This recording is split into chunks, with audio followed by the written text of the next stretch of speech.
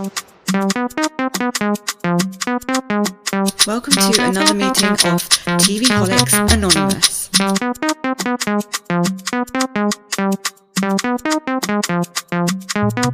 Welcome to another meeting of TV Holics Anonymous. My name is Ruru and I am a TV holic. Mimi is not here again. We're having scheduling difficulties, so I'm going to be filling in for a while.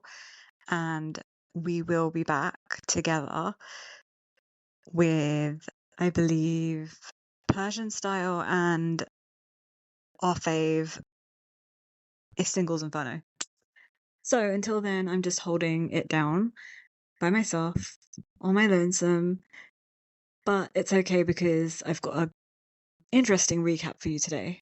Below Deck Down Under Season 4, the premiere episode came out today, and before I get started on that, I just want to say, please give us 5 stars on Spotify or wherever you listen to this podcast, and I'm gonna break this down for you, what I think of this season so far, which is just episode 1.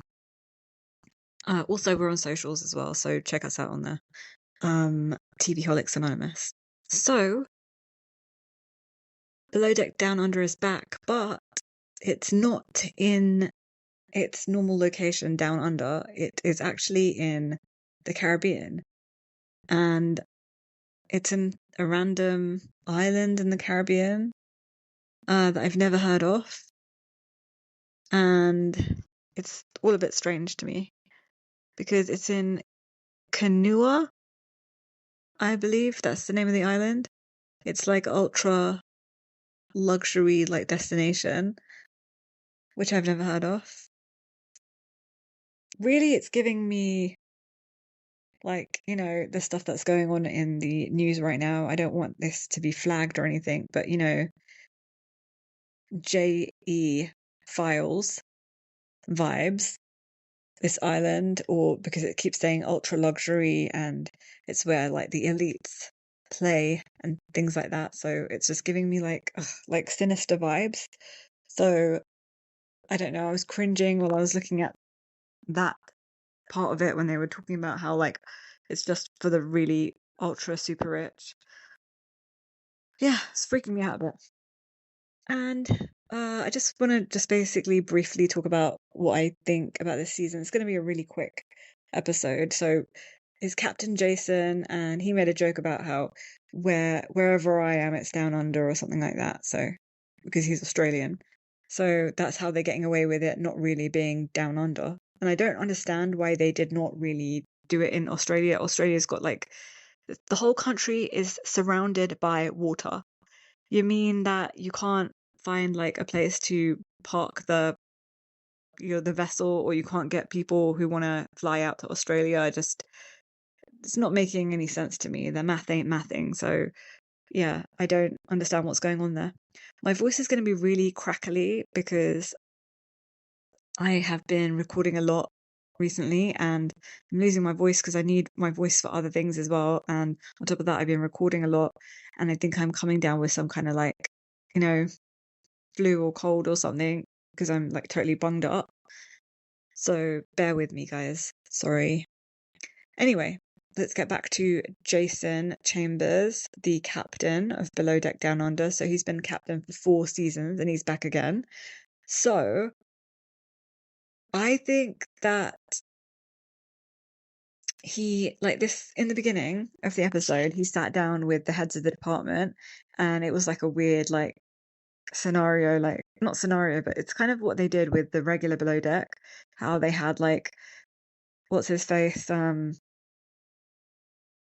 chief stew, what's his name, Fraser, him sit down with everyone and they all kind of met up. They kind of copied that same format and put it on for this one as well. So he was just talking about how I expect a high, you guys to be working at a high caliber and this and that.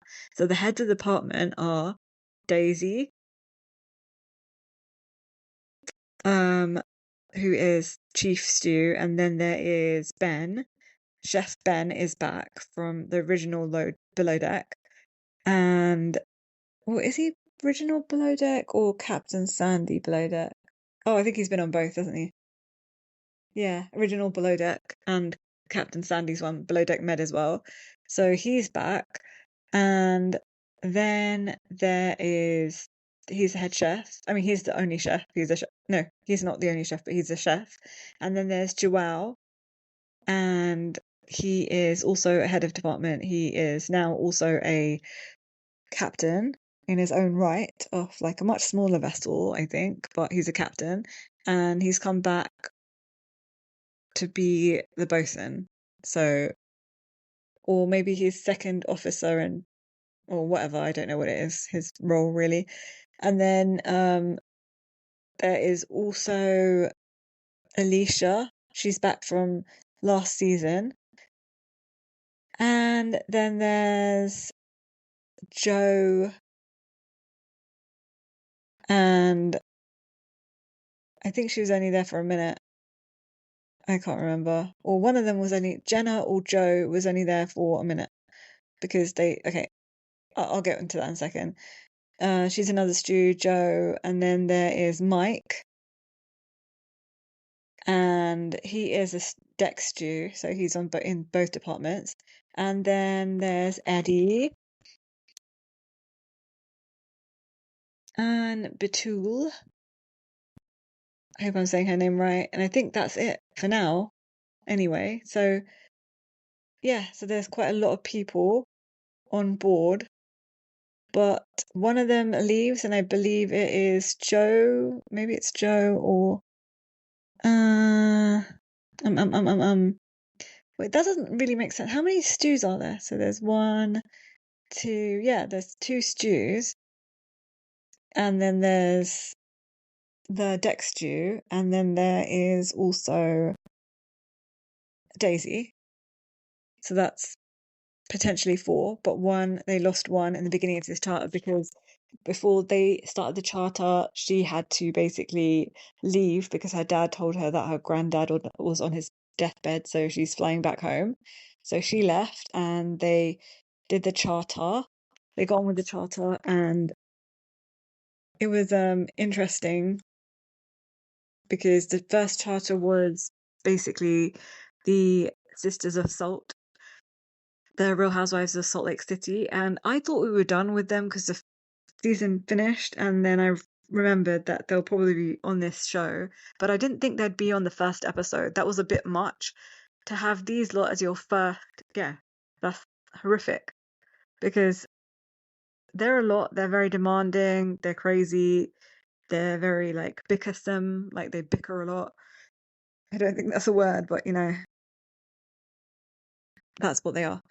They're like, they were such a nightmare, and I just like forgot that I felt so relieved after the show was over, but they're back on my screen, and they were like yelling and screaming and fighting and throwing water on each other and bullying each other and being generally gross. So unfortunately we got to see that again.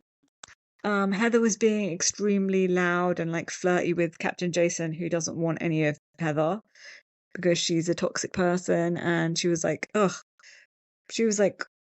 clinging to him in the water when like they had that kind of like scuba bike, or I don't know what it's called, underwater like motorbike kind of thing situation, and she was clinging to him, and they were all like a lot to deal with. So I think we're going to see them for a few episodes, maybe like one or two more, but this was just the first episode with them. Hopefully there's just one more and like they leave halfway through the next episode, because I don't think I can handle like watching any more of those annoying women. So so one of the stews left. Stews left, and then we see there's a lot of tension between the chef Ben and Alesia, and I think she got it really easy last season, even though she kind of started beefing with Zarina at the end, because she let that other evil first stew, get in her ear about Zarina and poison her against Zarina. She's gonna really like wish that she had Zarina this season, and I'm sad that Zarina didn't come back. I think because like she basically had enough of like this whole situation, like with that horrible, terrible woman that she had last year as the chief stew. So I think that's why she didn't come back. I really like Zarina, and I would like to have her back on the show. Hopefully we can get rid of Ben. He's like super annoying. Maybe we can shove him on the regular Below Deck where he started from, and yeah, just replace him like that with Zarina. So yeah, so basically Ben is just being his usual obnoxious self. If you've watched past seasons of the regular Below Deck, you know that Ben is like, just like a ticking time bomb in the kitchen. He's just yelling and shouting, a typical chef. He gets pissed off easily. He's very highly strung. He's in a state of anxiety and stress all the time, and he hasn't got very much patience. So I think he's being quite tame actually with Alesia, because Alesia is making a lot of mistakes as it is, and they're like rookie mistakes. And she also said that she went like to a ski resort to work, I believe, in the off season, and she did not really practice any cooking, which is like really weird that she didn't do any cooking and then she decided to come back on the show. Like I would have just at least like refreshed myself like a few weeks in advance, like made as many dishes as I could, or tried to cook as much as possible, like new recipes and things like that, or just at least watch recipe like cooking videos or something, or learn something, or do like an online cooking course on YouTube or something like that. But obviously she did none of that, and she came on board and she was terrible, and she's really feeling it, and she's getting oversensitive and freaking out and going into her like sleeping quarters and crying. And I think it's only a matter of time before she either like tries to leave or gets fired, or she has a huge like fight with Chef Ben, or she goes to cry and complain to uh the captain, Captain Jason. But I think Captain Jason noticed from the very start that there was tension between them two. I think that's what caught his eye, and he's been keeping an eye on everything. I think that's what Jason's superpower is, that he's like quite perceptive. He just notices things immediately, but just kind of like doesn't. He just sits back, and lets things play out. He doesn't like mingle. He's not like Captain Sandy who micromanages everything. He's not one to do that. He lets people figure it out until they can't handle it anymore, and then he, comes in to save the day. I don't really understand why Alesia, like I said, came back if she didn't do any of that prep work, because obviously you're going to get really rusty if you haven't cooked. But she did quite well last season, so I was kind of shocked that she did this, but she's still like really young, so she's allowed to make mistakes, when you're young and you're dumb and you do stupid things. I think the deck stew, Mike is going to be a very, very interesting person to follow. I feel like, I don't know what it is, but I think he's going to cause a lot of trouble in a lot of ways. I don't know about Eddie, the deckhand. I don't know about him. Batul. I want to say Batula because like Amanda Batula from Summer House, but it's Batul. She sounds interesting as well. I think like, did she say that her family disowned her or something, or she like left her family, and they're really traditional Turkish family, so that's quite interesting. Um, I think she's going to have a lot of backstory. I don't know who they're going to replace the stew that left with.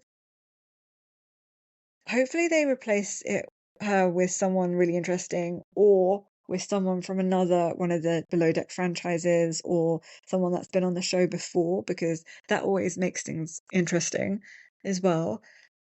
I can't really remember what else happened this episode. I'm like trying to rack my brains. It's just it's because we already saw all that stuff, most of the clips from this on Below Deck.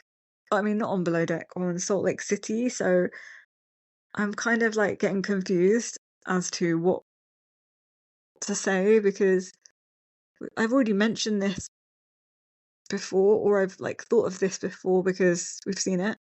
I thought the vomiting was disgusting. We never need to see like Angie projectile vomiting ever. Like I never ever want to see that ever. And I don't know why they showed that on the show. It was disgusting. Normally, like we're watching TV to like not see gross things like that. People want to watch like reality TV to relax, and you don't want to be like disgusted, like especially like if you're eating your snacks while watching TV, or eating your dinner or lunch or something, or breakfast. Like you don't want to come across that and like feel like you're eating vomit, or I don't know. I don't want to see that. Anyway, so that's that. I don't really have much to say. I hope that things like progress and it's very interesting. I hope nothing horrific happens. But I want it to be an interesting season. I don't want any poop in the shower, any poo in the shower like Asia had to deal with. She had to put her hand in there and get it, which was fucking disgusting. I don't know why she did that. She should have made that little troll girl from last season. I already forgot her name.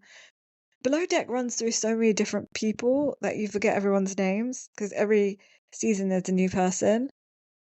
But you know that little girl that was like with everyone and didn't care about the other girl whose name I forgot as well. V, who didn't care about V. Yeah, that whole situation. I think that I've lost my train of thought. I've just eaten and decided to do this podcast episode. I've eaten, I ate a lot of rice for some reason, and I'm extremely drowsy and I'm having problems like remembering what happened in this episode. But like I said, you know what happened because you've seen it before as well. If you watched Salt Lake City, you've already seen what happened this season this episode. And yeah, there's going to be more antics like when Angie hurts herself and Angie like continuously throwing up, and the whole, the unicorn going overboard and all that stuff yet to come. So we've got that to look forward to and enjoy. Yeah, I don't think there's anything else to say about this episode. So I'm going to be off to, wake myself up after that. Rice. Sorry if I'm making you guys sleepy. Like I said before, 5 stars. And we're out. Bye.